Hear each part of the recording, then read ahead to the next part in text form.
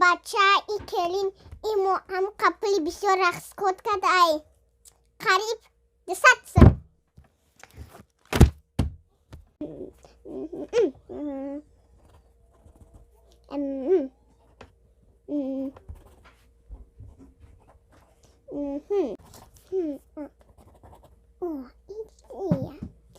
کلین هی کلین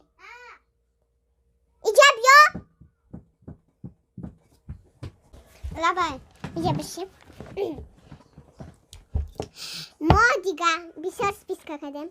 دیگه گوشت موش نمیخوریم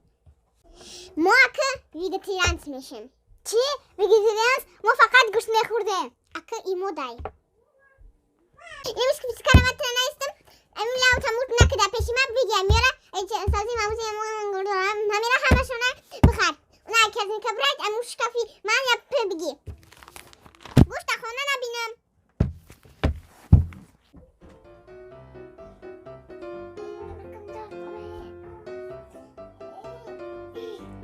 کلین حالا مای مگزین آمده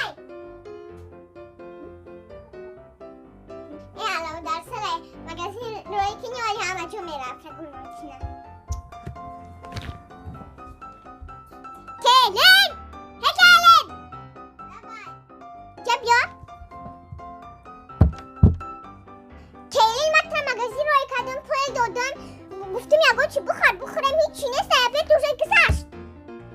حاضر یارم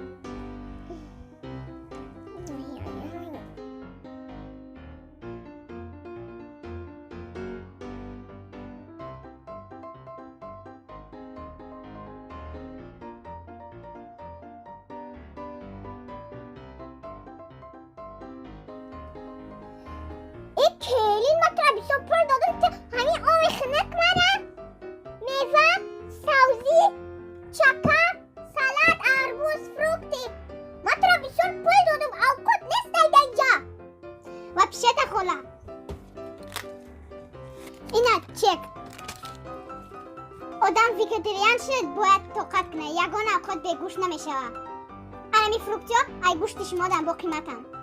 درش پلای شما زیادی نکرد ای پلای خود ماندم تکشتا ویگتریان شدن اکا بخورین با اشتهایتون